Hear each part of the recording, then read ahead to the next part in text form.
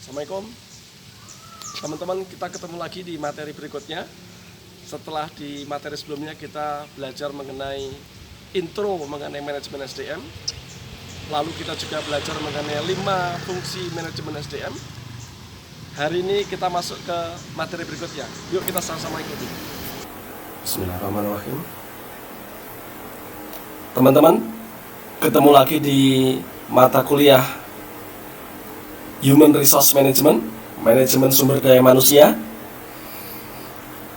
Di pertemuan sebelumnya kita sama-sama membahas mengenai intro terkait dengan pengelolaan sumber daya di masa kini. Lalu juga sudah saya sampaikan mengenai fungsi manajemen SDM, ada 5 fungsi. Dan memang biasanya di kelas itu menjadi sebuah diskusi studi kasus bersama. Akan tetapi karena kita kali ini belajarnya dengan cara yang luar biasa, menjadikan memang interaksi yang biasanya di kelas terjadi menjadi agak terbatas. Untuk itu silahkan kalau teman-teman ada yang kurang puas ataupun perlu tambahan penjelasan, silahkan hubungi saya, boleh melalui WA group, boleh japri ke saya, silahkan. Bebas teman-teman untuk memberikan masukan, pertanyaan, dan yang lain-lainnya. Teman-teman, hari ini kita masuk ke materi berikutnya. Saya akan menyampaikan mengenai strategic human resource management, jadi manajemen SDM yang strategik. Teman-teman tahu bahwa ada beberapa sumber daya yang bisa digunakan untuk bersaing dengan organisasi yang lain ataupun usaha yang lain. Saya melihat ada 3 sumber daya. Sumber daya yang pertama adalah sumber daya fisik. Jadi sebuah organisasi ataupun sebuah perusahaan mempunyai sumber daya fisik. Apa itu? Contohnya punya lahan atau lokasi, punya mesin, punya peralatan pabrik, punya kendaraan-kendaraan operasional, lalu letak ataupun lokasi geografisnya. Itu merupakan sumber daya fisik yang bisa digunakan oleh perusahaan ataupun organisasi untuk bersaing dengan organisasi ataupun perusahaan yang lain. Sumber daya fisik. Berikutnya, sumber daya organisasi. Di sini di dalamnya adalah yang bisa digunakan adalah struktur organisasi, perencanaan organisasi, kontrol organisasi, koordinasi di dalam organisasi. Ini semua adalah sumber daya. Kalau teman-teman memiliki sebuah organisasi dengan struktur organisasi yang sudah sesuai fungsi, lalu secara kecukupan juga sudah memadai, itu adalah sumber untuk bersaing dengan perusahaan yang lainnya, organisasi yang lainnya. Jadi 2 sumber daya awal adalah sumber daya fisik dan sumber daya organisasi. Berikutnya adalah saya masuk ke sumber daya berikutnya, sumber daya manusia. Ini yang perlu kita tekankan, bahwa selama ini memang biasanya yang lebih dikenal sumber daya adalah sumber daya yang sifatnya fisik, atau bisa jadi sumber daya keuangan. Akan tetapi di era sekarang, sumber daya manusia adalah salah satu faktor penentu untuk berkompetisi dengan perusahaan yang lain, dengan pesaing-pesaing yang lain. Pengalaman SDM, kompetensi SDM, pendidikan SDM itu contoh-contoh segala sesuatu yang terkait dengan sumber daya manusia yang bisa digunakan untuk bersaing dengan perusahaan yang lain. Dalam kondisi krisis yang seperti ini, teman-teman bisa membayangkan sebuah organisasi yang SDM-nya belum punya pengalaman dengan organisasi yang sudah SDM-nya sudah berpengalaman. Pasti penanganannya akan sangat berbeda. Karena kombinasi antara kompetensi dan pengalaman hasilnya akan beda dengan kompetensi yang tanpa pengalaman. Izinkan saya berbagi. Seperti yang teman-teman tahu, saya pernah sharing. Saya pernah mengalami belajar di sekarang perusahaan yang ke-7. Jadi 6 yang sudah lampau dan ini yang baru adalah perusahaan ke-7. Kalau saya flashback, dari 7 perusahaan itu, 6 perusahaan itu, total masa kerja saya sekitar 25 tahun. Dan kebetulan saya pernah mengalami beberapa krisis. Krisis pertama saya alami di tahun 98. Jadi pada saat itu Indonesia sedang terjadi krisis. Tentu teman-teman beberapa mungkin sudah sempat merasakan krisis 98. Indonesia dengan kekacauan politiknya, kerusuhannya berimbas kepada ekonomi. Dan pada saat itu saya sedang bergabung di perusahaan saya pertama di PT Nasional Gobel. Sehingga di usia saya yang baru sekitar 23 atau 24, saya harus menghadapi krisis yang pertama kali saya rasakan. Pabrik televisi tempat saya bekerja pada saat itu biasanya berproduksi dan menjual sekitar 22.000 televisi setiap bulan. Pada saat krisis itu, kami hanya bisa menjual sekitar 200 sampai 500 TV per bulan. Hanya sekitar 2 atau 3% dari kapasitas normal. Teman-teman bisa membayangkan bagaimana kami harus mempertahankan hidup kami, sedangkan karyawan kami masih utuh, tapi penjualan kami sangat minim. Alhamdulillah, fase itu kami bisa lalui. Sehingga yang semula saya mengandalkan kompetensi, paling tidak sejak saat itu saya bisa mengatakan saya punya pengalaman menghandle krisis. Setelah itu saya menghadapi beberapa krisis usaha.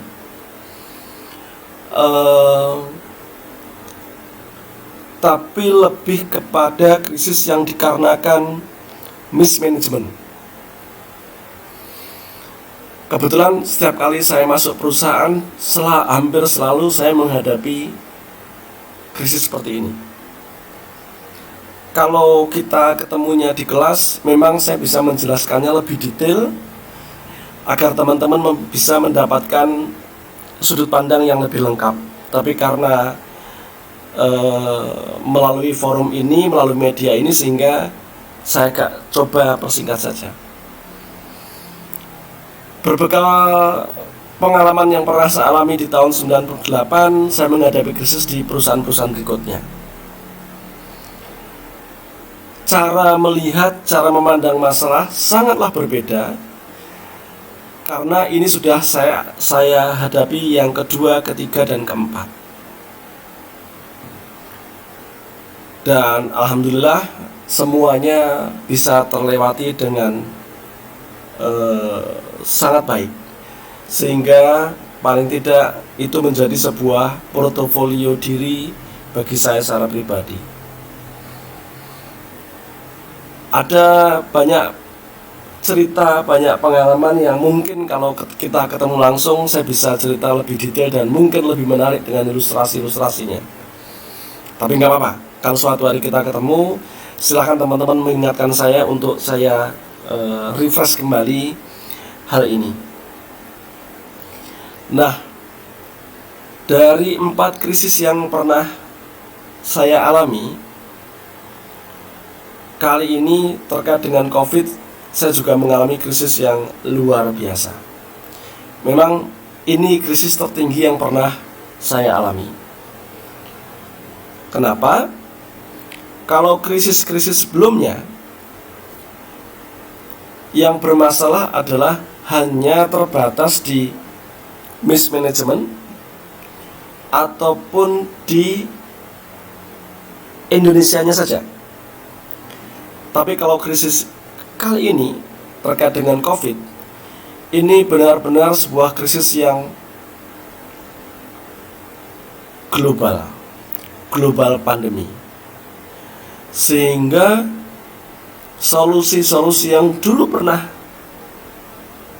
saya lakukan sangatlah berbeda dengan yang harus saya lakukan di hari ini. Tapi paling tidak kembali kepada sumber daya yang bisa digunakan oleh perusahaan untuk bersaing adalah pengalaman SDM. Saya bisa membayangkan bagaimana sebuah pengalaman SDM itu bisa digunakan untuk bersaing dengan organisasi yang lain. Kompetensi tentu banyak perusahaan, banyak organisasi yang kurang mementingkan kompetensi SDM-nya. Teman-teman pasti tahu, pernah melihat, pernah mendengar organisasi yang sistem rekrutmennya hanya mengandalkan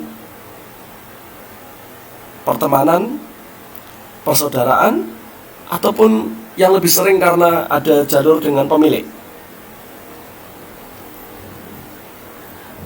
Teman-teman bisa bayangkan bagaimana kompetensi SDM yang rekrutmennya dengan cara yang luar biasa, mendapatkan kompetensi yang luar biasa, jika dibanding dengan perusahaan yang rekrutmennya tidak berdasarkan kompetensi yang memadai.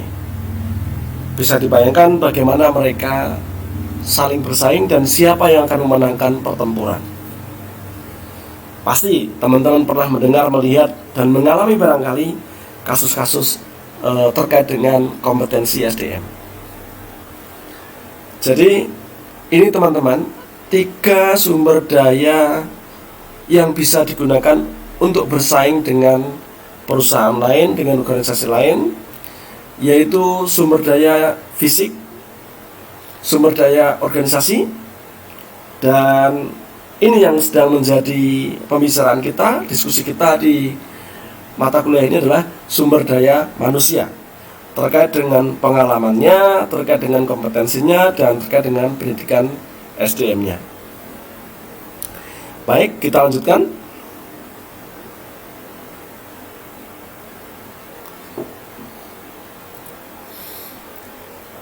Mulai kita masuk kepada manajemen SDM strategik. Strategic Human Resource Management. Apa itu?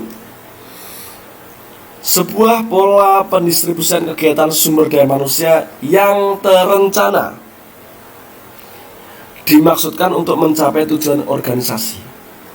Saya memberikan penebalan pada kata terencana. Kenapa? Karena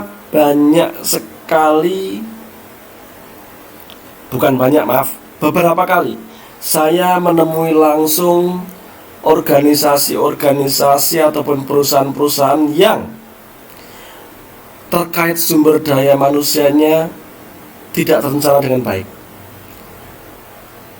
sama sekali tidak mempunyai konsep dan strategi yang jelas. Pernah saya bergabung di sebuah perusahaan di mana 600 karyawannya tanpa disadari oleh pemegang saham. Di hari pertama saya bergabung di perusahaan itu, saya menemukan 600 karyawannya semuanya adalah karyawan tetap. Padahal menurut hemat saya, ada beberapa fungsi kerja yang seharusnya bukan merupakan karyawan tetap. Bahkan bisa jadi di beberapa fungsi kerja seharusnya bisa menggunakan jasa outsourcing.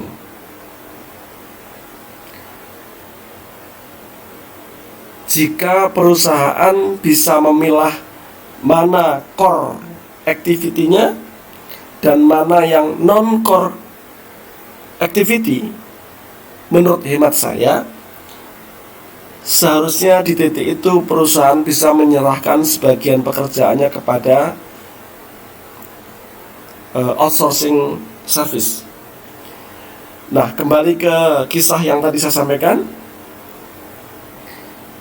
Pemilik baru sadar di hari pertama saya menemukan bahwa saya sampaikan kepada rapat manajemen, karena hari pertama saya diperkenalkan di meeting manajemennya, dan langsung saya menemukan kisah bahwa semua karyawan perusahaan sejumlah 600 orang semuanya karyawan tetap dari level terbawah sampai paling atas.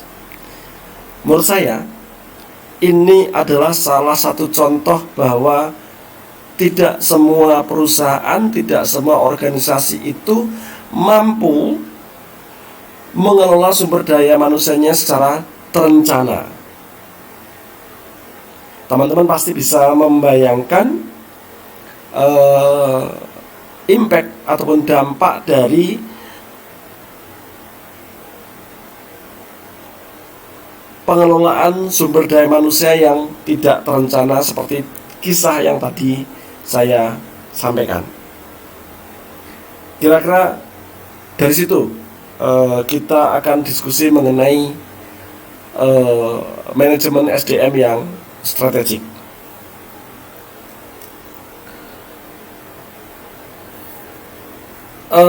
Teman-teman, terkait dengan bagaimana menjalankan strategic human resource management,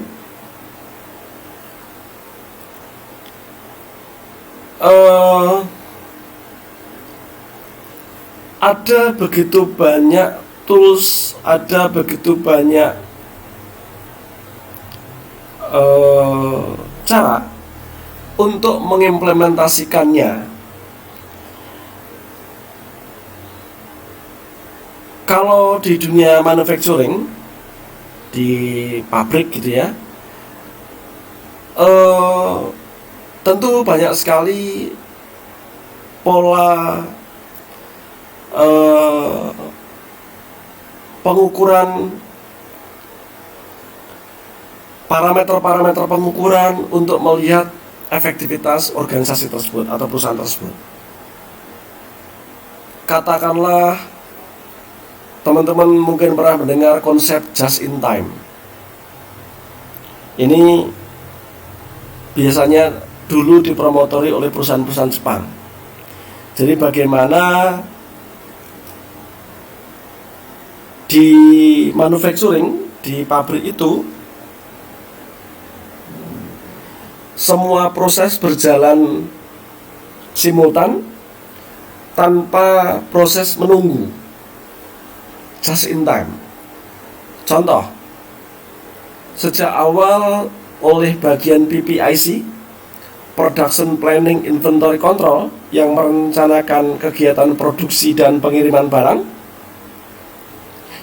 begitu mereka mendapatkan informasi dari bagian penjualan bahwa barang yang diperlukan harus siap tanggal sekian, maka dia akan mengatur, bagian tersebut akan mengatur, PPIC tadi akan mengatur mulai dari order barang, kedatangan barang, waktu produksi, dan waktu pengiriman yang sama sekali tidak ada proses menunggu. Dengan demikian teman-teman bisa membayangkan, tidak perlu punya gudang yang besar, dan modal kerjanya juga menjadi sangat efektif karena semuanya benar-benar langsung dipakai dan langsung dijual. Itu konsep just in time. Di banyak pabrik, terutama di perusahaan Jepang, sudah banyak yang menggunakan konsep tersebut. Lalu ABC, Activity Based Costing. Jadi setiap kegiatan di dalam proses produksi, dalam operasional, semua harus dihitung dalam satuan-satuan. Jadi semuanya bisa dihitung dalam setiap menit itu cost-nya berapa. Katakanlah di proses pengelasan misalkan, maka sudah bisa dihitung bahwa di sana per menit tenaga kerjanya berapa rupiah, per menit biaya pabriknya berapa rupiah. Karena semuanya di costing, dihitung harganya, dihitung biayanya berdasarkan aktivitasnya. Belum lagi kalau misalkan lebih diperinci lagi, misalkan di bagian pengelasan, di situ ada bagian pemotongan, di situ ada bagian pemasangan, baru ada pengelasannya. Semua aktivitas itu dihitung dan dihargai rupiahnya. Itulah konsep activity based costing. Nah, apapun konsep itu, entah just in time, activity based costing, Lean, TQM, segala macam, total quality management, semuanya memerlukan human resource yang mumpuni. Nggak mungkin kita bisa menjalankan semua parameter-parameter ini, tools-tools ini, kalau kita tidak memiliki human resource yang kompeten. Makanya kalau kita kembali ke slide sebelumnya, ingat, sumber daya yang bisa digunakan untuk berkompetisi dengan perusahaan lain, salah satunya adalah sumber daya manusia. Karena nggak mungkin bisa menjalankan tools-tools ini semua kalau kita tidak memiliki human resource yang kompeten. Jadi pengalaman, kompetensi, salah satu adalah merupakan bagian dari sumber daya manusia yang bisa digunakan untuk compete dengan perusahaan lain. Teman-teman, berikutnya adalah komponen proses manajemen strategi. Ada dua komponen.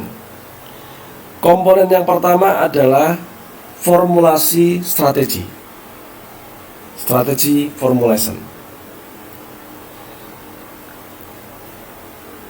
Di dalam komponen ini, kita harus memutuskan arah strategi dengan mendefinisikan visi, misi, dan tujuan perusahaan. Jadi pada saat kita memformulasikan strategi kita sudah harus menentukan arah strategi usaha kita dengan mendefinisikan visi, misi, dan tujuan. Seperti yang teman-teman sering pelajari, gampangnya visi itu adalah impian dari pendiri, impian dari pemilik, mau dibawa kemana perusahaan kita. Makanya pada saat kita memformulasikan strategi, sejak awal kita sudah harus mendefinisikan visi, misi, dan tujuan perusahaan. Setelah kita menentukan visi, misi, dan tujuan perusahaan, maka juga rumuskan kekuatan dan kelemahan, peluang dan ancaman yang teman-teman pasti sangat familiar dengan SWOT. Ingat, kalau kekuatan dan kelemahan itu sumbernya dari internal, tapi kalau peluang dan ancaman sumbernya dari eksternal. Jangan sampai tertukar atau tercampur. Ya. Kekuatan dan kelemahan sumbernya internal. Peluang dan ancaman sumbernya eksternal. Oke. Jadi, di dalam kita memformulasikan strategi, tentukan dulu arah strategi dengan mendefinisikan visi, misi, dan tujuan. Lalu teman-teman deteksi apa peluang dan ancaman. Lalu teman-teman introspeksi apa kekuatan dan kelemahan internalnya. Itu semua adalah formulasi strategi. Kalau teman-teman sudah memformulasikan strategi, jangan lupa teman-teman harus mengimplementasikan strategi implementation. Di mana di sini kita harus merancang struktur dan mengalokasikan sumber daya manusia untuk menjalankan strategi yang telah dipilih perusahaan.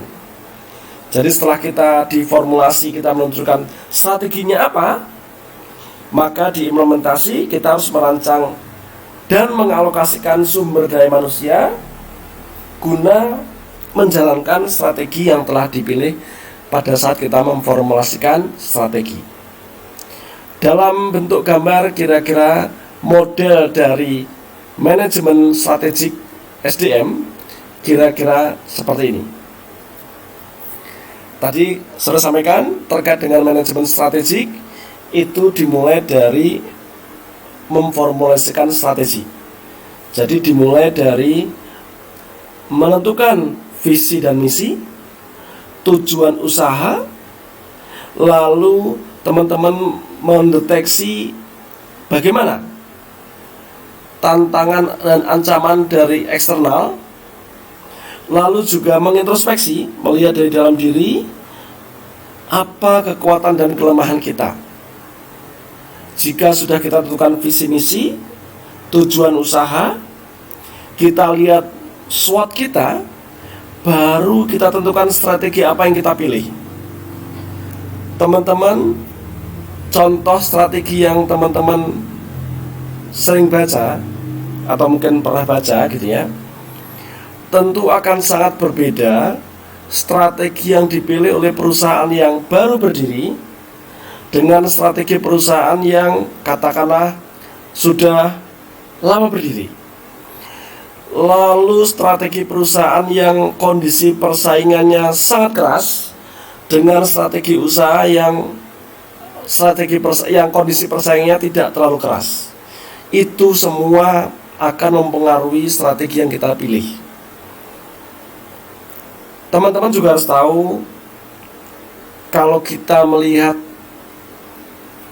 pasar, kita akan mengenal adanya perusahaan yang menjadi market leader. Teman-teman juga pasti kalau ada market leadernya, pasti ada market challenger, penantang. Kalau ada challenger, berikutnya kemungkinannya ada follower, pengikut. Nah, setelah adanya leader, challenger, follower, masih ada satu lagi, Nissan. Sebagai contoh sederhana, maaf saya menyebutkan sebuah merek air mineral. Di setiap segmen produk, di setiap kelompok produk, katakanlah di dunia air mineral, kalau saya tanya teman-teman, siapakah yang menjadi market leader di industri air mineral? Rasanya teman-teman pasti menjawabnya Aqua. Berikutnya adalah siapakah yang menjadi challenger, penantang? Mungkin kita bisa sebutkan Fit, lalu Le Mineral, dan sebagainya. Itu semua adalah penantang dari leader, penantang dari Aqua. Siapakah followernya? Kalau teman-teman perhatikan, ada beberapa merek yang hanya ada di daerah-daerah tertentu. Seingat saya merek seperti Sanqua, air gunung, itu tidak di semua daerah ada. Jadi itulah kategori follower. Jadi ada leader, challenger, dan follower.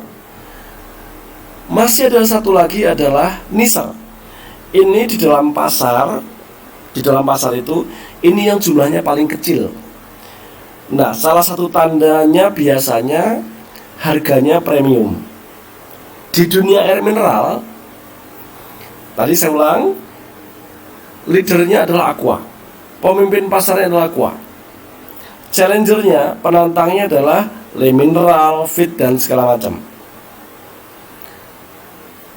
Followernya, pengikutnya adalah Sanqua dan segala macam. Nisernya, niser itu ceruk, produk yang bermain di kelompok yang sangat terbatas. Salah satu tandanya adalah harganya sangat premium. Nah, di dunia mineral yang masuk kategori ini, kalau teman-teman perhatikan ada air mineral yang botolnya warnanya hijau. Biasanya dulu, kalau saya lupa presiden siapa ya, kalau rapat presiden dengan menterinya itu ada di mejanya rapat kabinet, warnanya hijau. Kalau saya nggak salah mereknya Equil, kalau nggak salah Equil. Saya tahu pasti harganya mahal sekali. Pertanyaan saya, kalau teman-teman minum tanpa botolnya, apakah kira-kira teman-teman sesungguhnya bisa membedakan mana yang minum punyanya leader, mana yang minum punyanya challenger, mana yang punyanya follower, dan mana yang punyanya niche? Padahal yang niche tadi pas harganya mahal sekali. Coba kalau teman-teman minum tanpa dikasih tahu botolnya, saya yakin agak susah membedakannya karena semua rasanya sama, air mineral. Tapi kenapa harganya bisa beda luar biasa? Karena dia dibentuk gengsi, gaya hidup, segala macam. Itulah yang bikin harganya menjadi sangat mahal. Nah, posisi di masing-masing itu, posisi di leader, posisi di challenger, posisi di follower, posisi di niche akan sangat-sangat mempengaruhi strategic choice, pilihan strategi usaha. Bisa dipahami? Jadi, posisi perusahaan di masing-masing posisi tadi, entah sebagai leader, entah sebagai challenger, entah sebagai follower, ataupun sebagai niche, akan sangat-sangat mempengaruhi strategi usahanya. Begitu teman-teman ya. Jadi tentukan visi misi, tentukan tujuan perusahaan, lalu lakukan SWOT analysis, sehingga dapatlah kita sebuah pilihan strategi. Dan itu sangat terkait dengan posisi usaha yang tadi saya sampaikan. Kalau teman-teman sudah melakukan strategi formulasi strategi, berarti teman-teman akan mengetahui keinginan, kebutuhan, keperluan dari HR-nya. Skillnya seperti apa, culture-nya seperti apa, perilakunya seperti apa, untuk menyesuaikan dengan strategic choice. Dan ingat, kalau teman-teman sudah melakukan formulasi strategi, jangan lupa teman-teman harus mengimplementasikan strategi tersebut.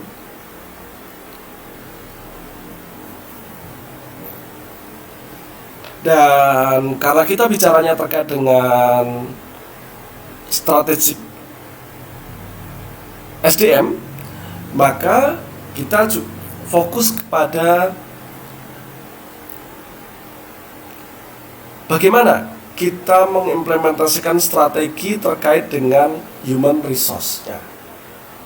Nah, di sini menyangkut antara lain proses rekrutmennya, proses trainingnya, lalu job desainnya, job analisisnya, konsep insentifnya, lalu benefit-benefit yang diberikannya. Ini adalah implementasi dari strategi yang kita pilih. Misalkan strategi yang dipilih oleh perusahaan penantang, challenger, adalah secara normal, jika perusahaan sudah di posisi challenger, penantang, pasti dia ingin naik menjadi nomor satunya, menjadi leadernya. Dan bagi perusahaan ini menjadi leader, pasti secara normal dia akan berusaha mempertahankan posisi sebagai leadernya. Nah, teman-teman bisa bayangkan kalau teman-teman di bagian SDM sebagai manajer SDM di posisi perusahaan yang di posisi leader misalnya, atau challenger misalnya, pasti terkait dengan implementasi strateginya akan menyesuaikan dengan strategi yang sudah dipilih di saat memformulasikan strategi. Dengan demikian apa? Teman-teman pada saat menjalankan rekrutmennya mau tak mau harus sejalan dengan strategi yang dipilih. Melakukan trainingnya juga sejalan dengan strategi yang dipilih. Seterusnya. Nah, itulah hal praktis yang dilakukan oleh human resource terkait dengan implementasi strategi. Nah, berikutnya teman-teman harus melihat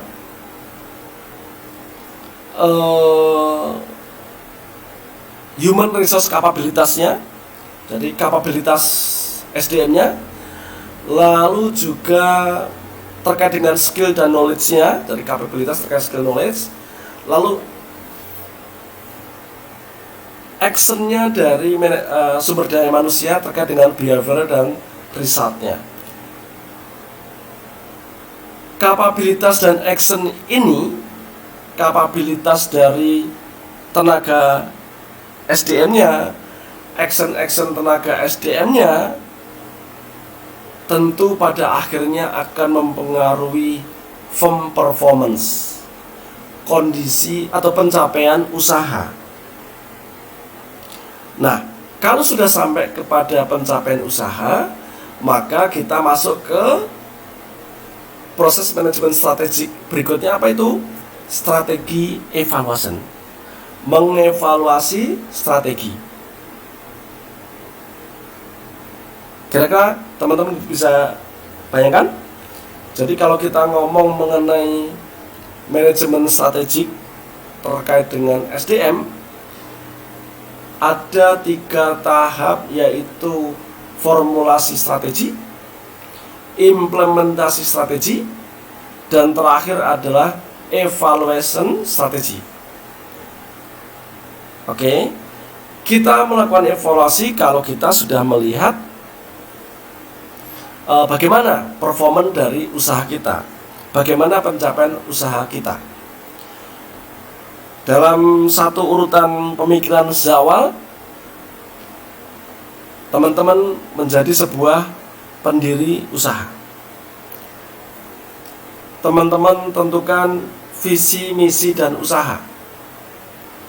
Misalkan, saya ingin memiliki saya ingin mendirikan ataupun memiliki rumah sakit yang menjadi nomor 1 se-Jakarta misalkan, di bidang cancer misalkan. Jadi visi pemilik adalah menjadi rumah sakit cancer nomor 1 se-Jakarta. Tujuannya bla bla bla bla bla. Setelah visi misi ditentukan menjadi rumah sakit nomor 1 se-Jakarta, teman-teman lalu lihat punya apa dari kondisi internalnya, kekuatan apa yang dimiliki internalnya, kelemahan apa yang dimiliki internalnya, tantangan apa yang ada di sekelilingnya, peluang apa yang ada di sekelilingnya. Itu semua teman-teman lakukan SWOT. Visi, misi, SWOT, jadilah strategic choice. Pilihan strategi yang akan kita lakukan. Karena misalkan kita masih posisinya datang sebagai seorang penantang, katakanlah sudah ada rumah sakit lain yang juga memilih cancer sebagai bidangnya misalkan, maka posisi penantang pasti strateginya berbeda dengan posisi pemenang. Kalau kita ketemu langsung di kelas, saya sebenarnya ingin menggambarkan ada beberapa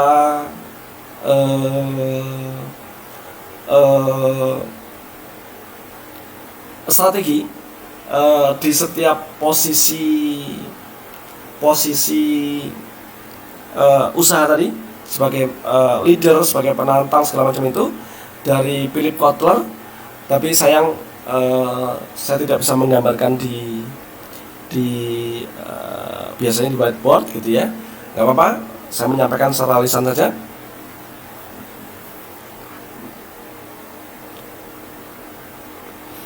Setelah kita menentukan strategi kita sebagai perusahaan yang menjadi penantang misalkan, berikutnya adalah human resource tentu akan merumuskan keperluan atau kebutuhan seperti apa terkait dengan human resource yang untuk menunjang strategi usaha tadi. Skillnya seperti apa, culture yang dibangun seperti apa, perilaku yang dibentuk seperti apa, itulah HR needs.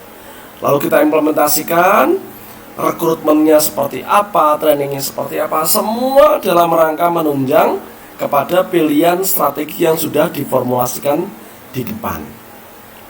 Jadi ini semua harus linear dengan pilihan strategi tersebut. Oke. Dan pengejawantahan dari ini adalah bagaimana kapabilitasnya, bagaimana action dari human resource-nya. Pada akhirnya semua proses ini akan kepada pencapaian usaha. Bagaimana laba ruginya, bagaimana asetnya, dan ini harus dievaluasi. Kira-kira seperti itu teman-teman, rangkaian dari awal, dari mulai strategi formulasi sampai dengan evaluasi strategi. Gimana? Lanjut? Ya.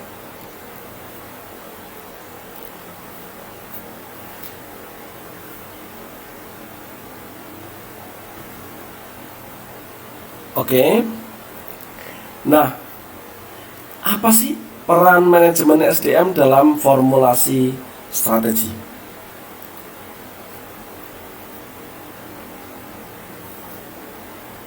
Di dalam strategic human resource management, kita melihat ada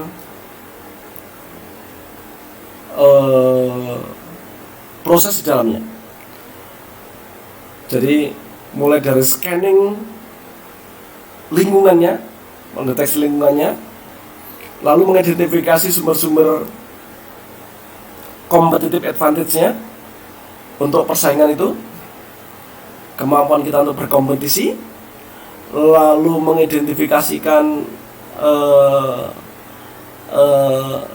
strategi-strategi terkait dengan human resource management. Lalu setelah kita identifikasi ini, berikutnya adalah mengimplementasikan strategi itu. Dan ingat, semua proses itu harus melalui sebuah proses monitoring dan evaluasi. Kembali lagi ke scanning dan seterusnya. Ini adalah proses strategic human resource management yang harus kita lalui. Ini untuk menjawab pertanyaan dengan apa kita akan berkompetisi.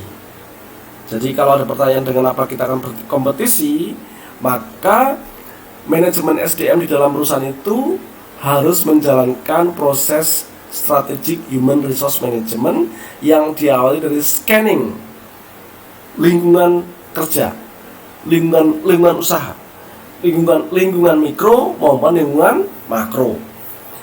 Apa itu lingkungan mikro dan makro? Saya yakin teman-teman sudah sangat paham. Jadi saya tidak perlu menjelaskan lingkungan mikro dan makro. Ya, jadi dengan apa kita akan berkompetisi? Ya, disinilah peran dari manajemen SDM terkait dengan proses strategic human resource management. Mulai scanning, identifikasi strategi, mengimplementasikan, monitoring dan evaluasi, terus berputar seperti ini.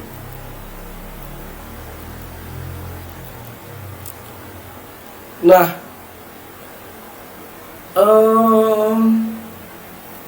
terkait dengan peran manajemen SDM dalam mempromosikan strategi,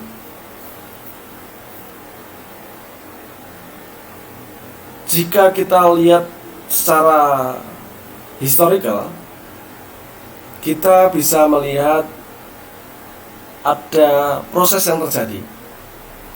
Semula fungsi-fungsi manajemen SDM itu dengan strategic planning atau pilihan strategi yang telah ditentukan oleh pemimpin perusahaan hampir tidak ada hubungannya. Karena fungsi-fungsi manajemen SDM dianggap tidak lebih sekedar administratif saja. Pekerjaannya hanya mengadministrasikan siapa yang masuk kerja, siapa yang nggak masuk kerja. Ya, tidak lebih seperti itu. Menghitung lembur, hanya seperti itu. Jadi peran manajemen SDM hanya sebagai pekerjaan administratif dan terlepas dari bagian ataupun strategi-strategi yang diinginkan oleh pemimpin perusahaan ataupun pendiri perusahaan. Sedikit berkembang, manajemen SDM atau bagian SDM dilibatkan, tapi sifatnya hanya satu arah saja. Hei, kamu rekrut ya? Kira-kira seperti itu. Jadi satu arah saja. Aku perlu orang, kamu rekrut ya? Hanya hubungan dalam satu arah saja. Agak berkembang sedikit menjadi hubungan dua arah. Kamu rekrut posisi ini ya?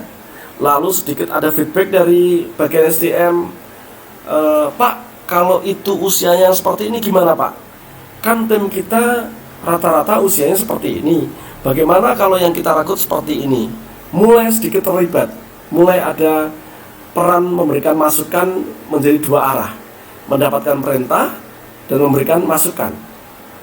Jadi ini sudah perkembangan yang lebih bagus dari yang semula hanya bagian SDM yang hanya bekerja untuk administratif, lalu hanya mendapatkan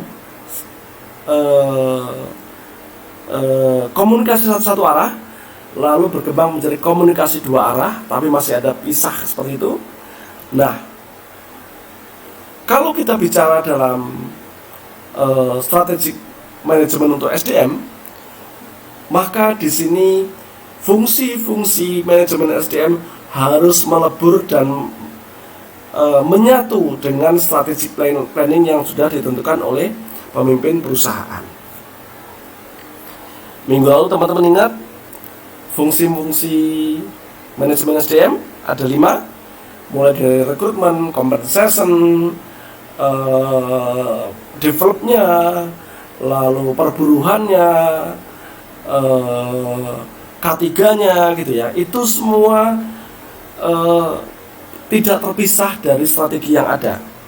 Jadi begitu strategi yang diputuskan oleh top manajemen adalah A, maka fungsi-fungsi manajemen SDM juga langsung melibatkan diri menyesuaikan dengan keputusan A tersebut. Karena manajemen SDM di tahap ini sudah bukan sekedar tenaga administrasi yang melakukan pengarsipan terhadap karyawan masuk, karyawan keluar, siapa yang terlambat, siapa yang lembur, bukan seperti itu, tapi sudah berbaur dengan strategi perusahaan. Gitu kira-kira teman-teman ya. Perubahan-perubahan peran manajemen SDM dalam hubungannya dengan strategic planning. Bisa dipahami? Insya Allah bisa ya. Baik.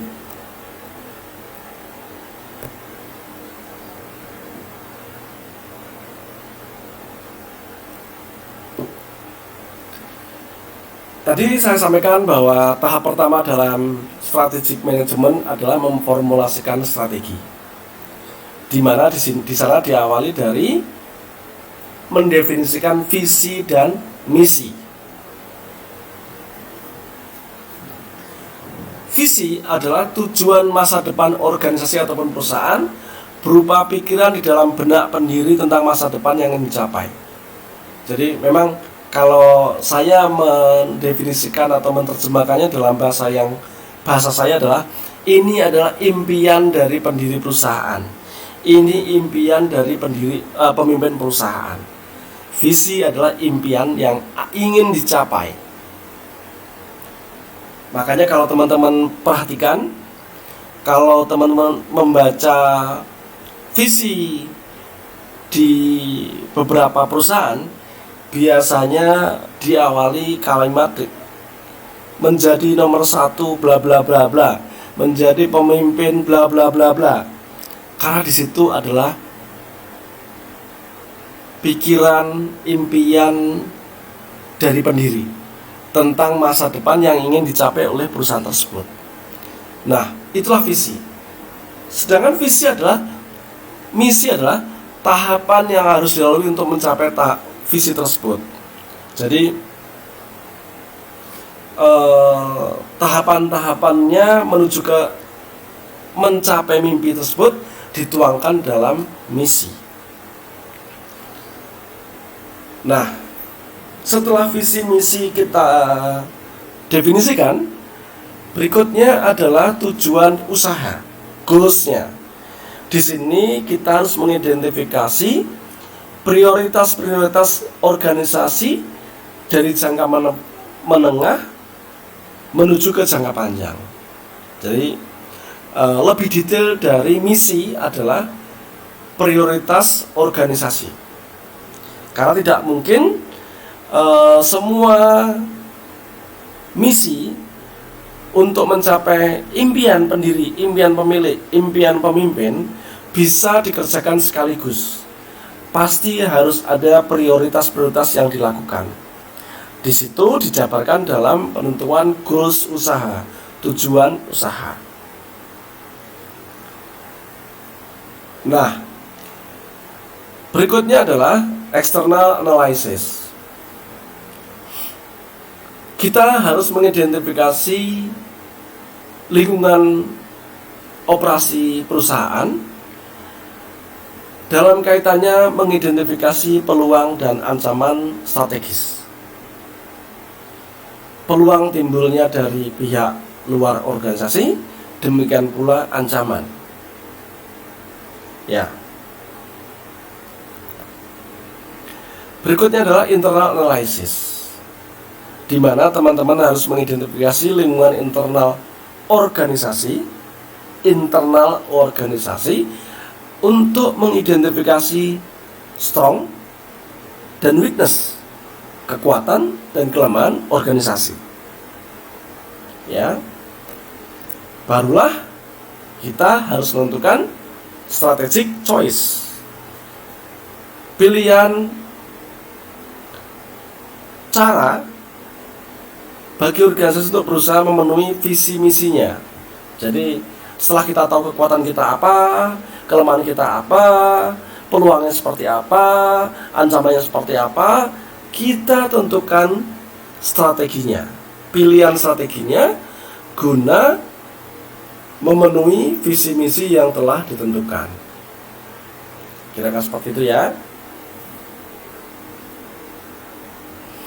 Jadi katakanlah teman-teman tadi mengulang ilustrasi sebelumnya, teman-teman bikin sebuah rumah sakit bersalin lah. Kalau tadi kita cancer, katakanlah teman-teman bikin rumah sakit bersalin dan visinya adalah menjadi rumah sakit bersalin nomor 1 di Depok misalkan. Lalu misi-misinya adalah tahapan-tahapan menuju sana, misalkan dengan pemenuhan akreditasi, lalu kelengkapan sarana dan prasarana yang memadai, lalu tenaga SDM yang kompeten dan pengalaman. Itu adalah bagian dari misi. Lalu setelah itu dituangkan dalam goals usaha, dalam tujuan usaha, yang tujuannya untuk mengidentifikasi mana prioritas dari organisasi. Karena katakanlah kita punya 3 atau 5 misi, mungkin tidak bisa semuanya kita jalankan serentak. Kita pilih prioritas mana yang kita inginkan. Katakanlah di tahap-tahap awal, misalkan kita belum fokus kepada pemenuhan alat-alatnya, sarana prasarana misalkan, sehingga yang kita utamakan adalah pemenuhan SDM-nya. Jadi teman-teman ingin menjadi rumah sakit bersalin nomor 1, tapi karena di tahun-tahun pertama belum bisa memenuhi semua peralatan sarana prasarananya yang terbaik, maka yang teman-teman prioritaskan adalah teman-teman harus membuat tim yang terbaik dulu, SDM yang terbaik dulu. Itu namanya prioritas, ya. Nah, berikutnya adalah setelah teman-teman pilih prioritas berupa goals tadi, maka teman-teman harus melakukan identifikasi dari eksternal. Kalau ngomong rumah sakit ibu dan anak di Depok, tentu salah satu peluangnya adalah karena di Depok perumahan-perumahan semakin banyak. Karena Depok sebagai kota penyangga, salah satu kota terdekat penyangga Jakarta, sehingga orang-orang Jakarta lebih memilih Depok daripada Bogor misalkan. Nah, itu artinya peluang pasarnya luar biasa. Akan tetapi ancamannya juga timbul. Misalkan karena di Depok juga beberapa rumah sakit ternama juga sudah mulai masuk. Contoh, yang semula katakanlah dikuasai oleh rumah sakit Hermina, ternyata sekarang rumah sakit Bunda juga masuk ke Depok. Berarti kan itu menjadi sebuah ancaman kalau teman-teman ingin membangun rumah sakit ibu anak di Depok. Nah, setelah teman-teman melakukan external analysis, berikutnya adalah teman-teman masuk ke internal analysis. kekuatan apa sih yang menjadikan teman-teman berani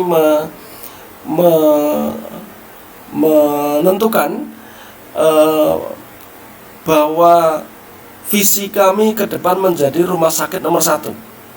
Nah, kalau ngomongin kekuatan, bisa jadi salah satu kekuatannya adalah misalkan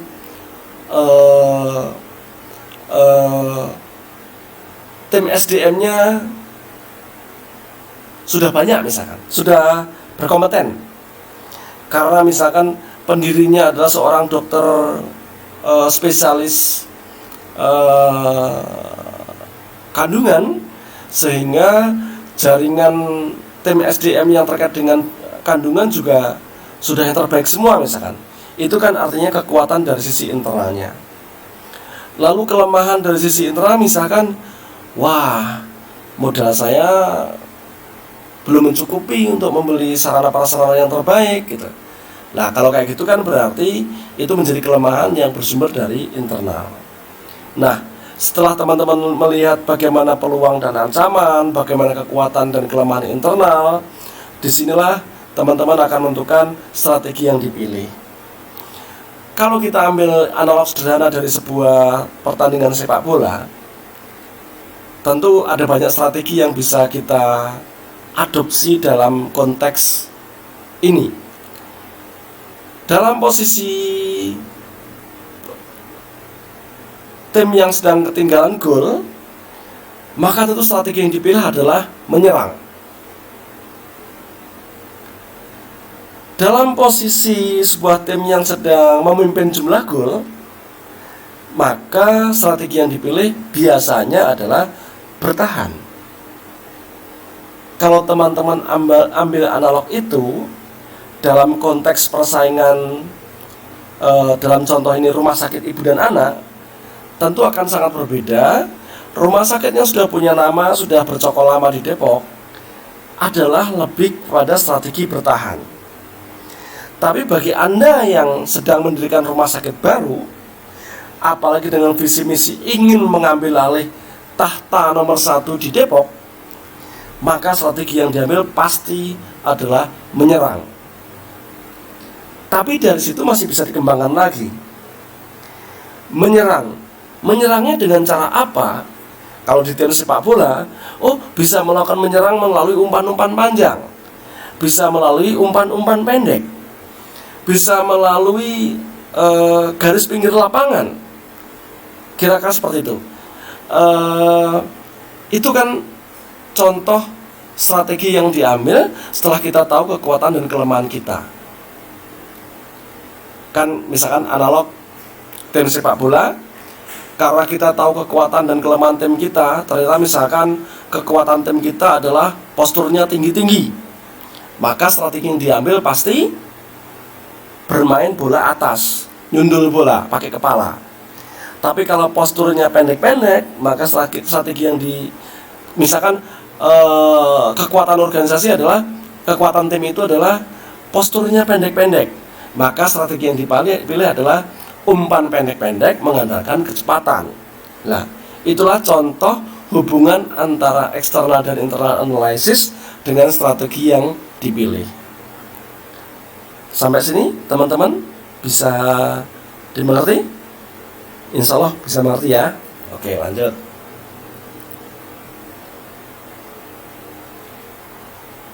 Nah, kalau teman-teman sudah memformulasikan strategi, jangan lupa Anda mengimplementasikan strategi. Jangan sampai banyak rencana tapi tidak ada action. NETO, not action, talk only. Ya. Nah, di sini peran dari human resource management ada banyak. Mulai dari rekrutmen, jadi proses menarik dan memilih orang yang memenuhi syarat pekerjaan. Lalu training, proses membantu tenaga kerja untuk memperoleh efektivitas dalam pekerjaan mereka yang sekarang. job design, merancang pekerjaan terkait tugas-tugas yang dilaksanakan oleh pemegang jabatan.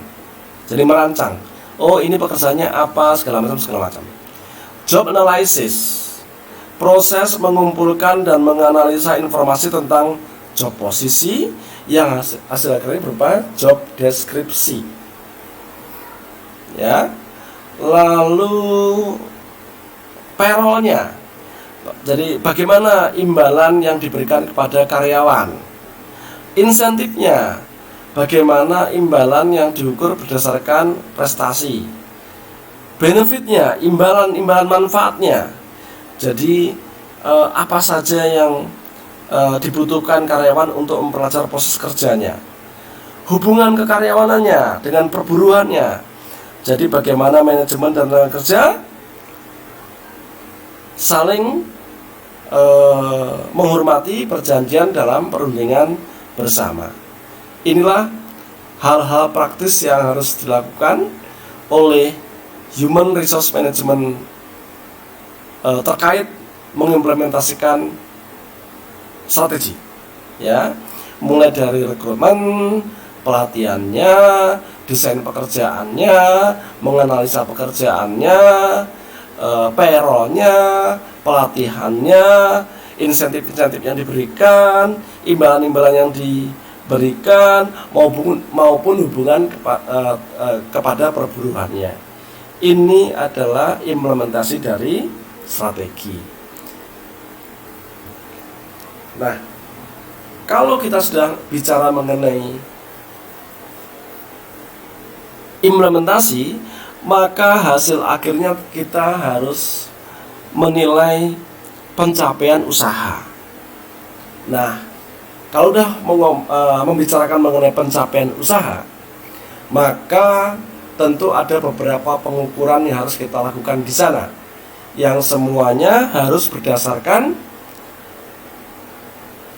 laporan keuangan yang dijadikan dasar oleh semua pihak untuk melakukan evaluasi usaha. Nah, apa saja yang harus dievaluasi? Salah satunya adalah mengenai produktivitas. Sering sekali organisasi merasa sudah berusaha keras, bekerja keras, akan tapi tidak mengukur produktivitasnya apakah sudah bagus atau belum. Apa itu produktivitas? Adalah perbandingan antara output dengan input sebagai sebuah alat ukur yang untuk melihat berhasil atau tidaknya sebuah industri dalam menghasilkan suatu barang atau jasa. Jadi contoh, sebuah perusahaan atau sebuah bagian sangat bangga bahwa tahun ini saya sudah bisa menghandle sekian pasien. Misalkan. Tentunya pada saat kita mengevaluasi, kita tidak berhenti hanya membaca bahwa tahun ini bagian ini menghandle sekian pasien. Harus kita lakukan perbandingan antara output dengan input. Contoh, di tahun ini misalkan saja perawat kita 100, lalu menghandle pasiennya misalkan saja 1000, sehingga dapat kita katakan bahwa di tahun ini satu pasien menghandle 10 perawat. Apakah kita berhenti sampai di sana? Tentunya tidak. Kita harus mengukur produktivitas itu dengan cara perbandingan. Contoh, dari sisi internal, tahun ini produktivitas perawat kita, satu perawat menghandle 100 pasien. Ternyata tahun lalu pasiennya hanya 800 misalkan. Tapi perawatnya hanya misalkan 50 misalkan, atau 40 misalkan, 40 saja. Jadi tahun ini pasiennya betul naik menjadi 1000, tahun lalu 800. Tapi pada saat pasien kita 1000, dihandle oleh 100 perawat, sehingga satu perawat menghandle 10 pasien. Sedangkan rupanya data kita tahun lalu menunjukkan pasien kita hanya 800, kalau tahun ini kan 1000 ya, 800, tapi dihandle dengan hanya 40 perawat. Artinya produktivitas perawat tahun lalu 40 perawat menghandle 800. Artinya pula satu perawat menghandle 20 pasien.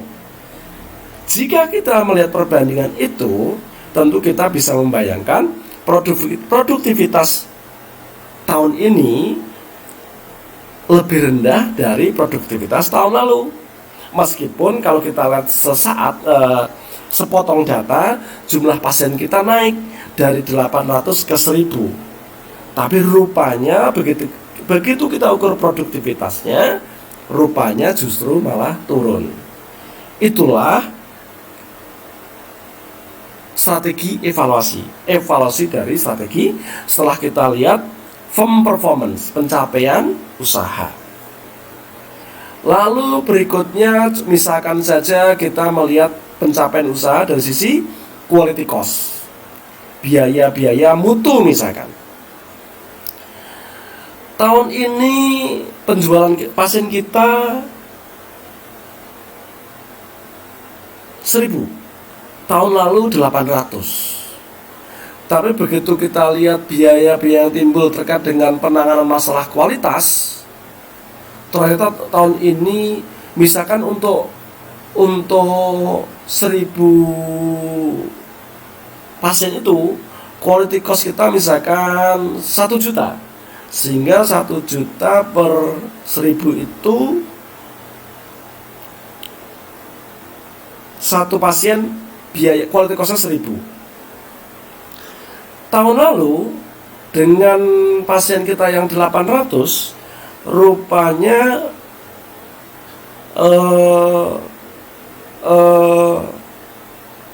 biaya quality kita pasiennya 800, tapi biaya quality-nya hanya 700.000 misalkan. Sehingga kalau kita lihat biaya quality per pasien kita kurang dari 1000 misalkan. Dengan demikian begitu kita lihat, ternyata tahun ini quality cost kita secara rasio lebih tinggi dari tahun lalu. Oke. Lalu evaluasi berikutnya terkait dengan firm performance bisa kita lihat dari profitabilitas, dari tingkat keuntungan. Jadi ini adalah kemampuan perusahaan untuk menghasilkan laba usaha melalui operasi usaha dengan menggunakan dana dan aset yang dimiliki perusahaan. Tahun lalu profitabilitas usaha kita misalkan 100 juta. Tahun ini 200 juta. Tentu kalau kita lihat secara jumlah uang, kita akan bersyukur bahwa keuntungan kita tahun ini meningkat, yang semula 100 menjadi 200. Tapi coba kita lihat kalau secara persentase, misalkan saja tanpa saya menghitung, tahun lalu itu nilainya memang hanya keuntungan kita hanya 1 juta atau 1 juta. Tahun ini 2 juta misalkan. Tapi kalau kita lihat, kita bandingkan dengan tingkat pendapatan kita, bisa jadi persentase itu akan bicara sebaliknya. Bahwa misalkan saja tahun ini secara persentase lebih rendah dari tahun lalu. Berarti kemampuan kita menghasilkan laba sesungguhnya lebih rendah dari tahun lalu. Contohnya seperti itu. Lalu berikutnya return on asset, tingkat kemampuan aset perusahaan untuk mengambilkan laba. Jadi kita punya aset berupa gedung, berupa alat-alat, nilainya 1 miliar.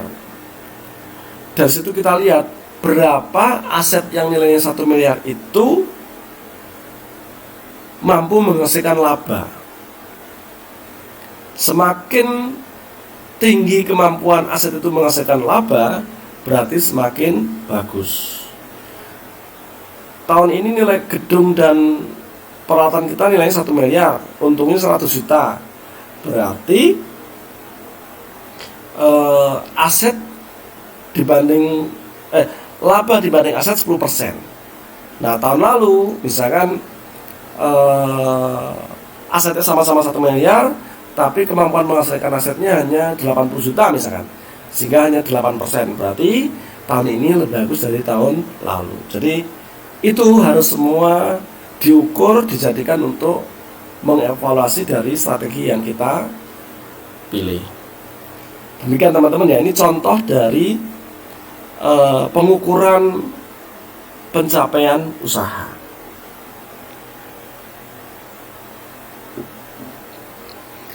Lanjut. Nah, teman-teman, ini ada studi kasus. Teman-teman tolong baca, ada 3 lembar seingat saya. Nanti ada pertanyaannya di bawah. Jadi studi kasus ini terkait dengan persaingan di dunia farmasi, ya. Nah, saya pikir studi kasus ini menarik dan relevan dengan materi yang kita diskusikan hari ini. Jadi silakan teman-teman baca, nanti file PDF-nya pun akan saya kirim ke teman-teman. Jadi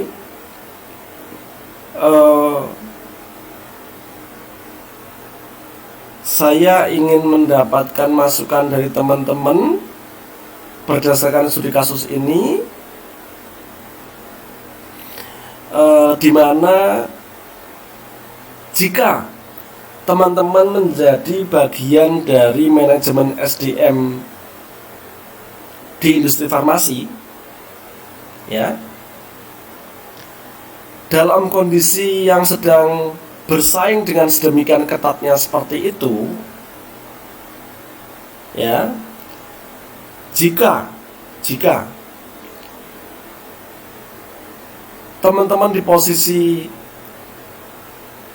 pemenang, leadernya, ataupun sebagai penantang, kira-kira apa yang teman-teman lakukan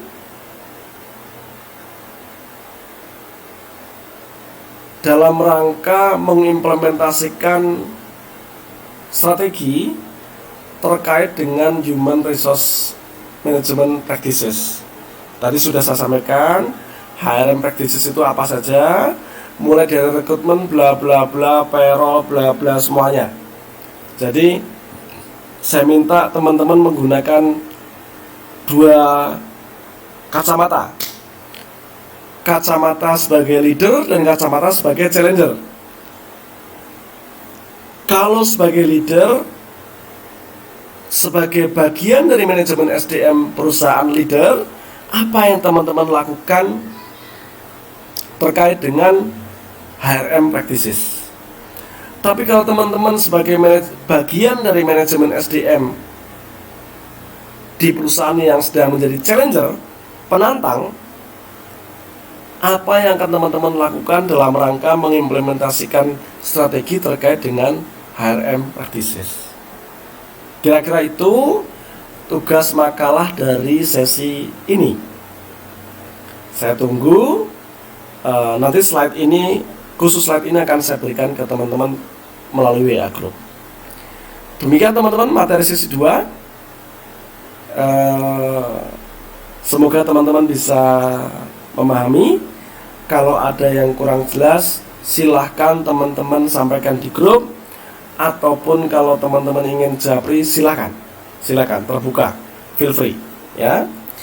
Dan seperti biasa, di slide terakhir selalu saya mengambil quotes dari orang-orang yang luar biasa. Progress is impossible without change. Progress adalah sesuatu yang tidak mungkin tanpa adanya perubahan.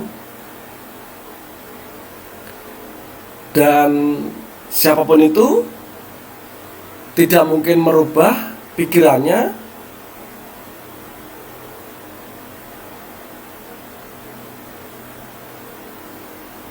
kalau dia tidak mampu merubah pikirannya, maka dia tidak mampu merubah apapun itu.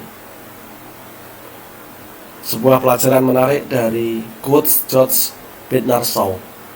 Terima kasih teman-teman. Sampai jumpa di sesi berikutnya, dan jangan lupa jaga kesehatan. Kita ketemu lagi di sesi berikutnya. Wassalamualaikum warahmatullahi wabarakatuh.